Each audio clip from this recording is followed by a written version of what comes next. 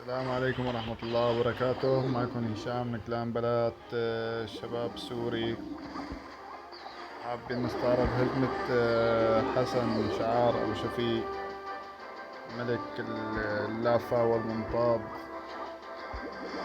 صراحة هجوم أنا عجبني كثير، لهيك حبيت استعرضه عشان نتعلم كيف طريقة الهجوم اللافة.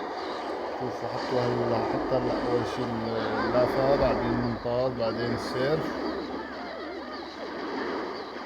شوف استخدم سيرف هون كمان على اليمين. طبعا اخذ اثنين لافة وواحدة دعم، يعني ثلاثة لافة. صراحة الهجوم الجوي صار افضل هجوم، بيوت ليفل 9 ماكس تختيم يعني. الفالكري لاني ضعفوها كتير وصار هجومها ما مضمون، وصار الجوي مضمون هلا اكتر الشي صراحة يعني.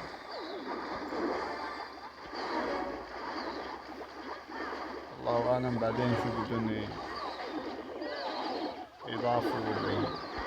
صراحة عم يلعبوا فينا شركة سوبر سي بعد الحظر الجماعي والأمور هذه.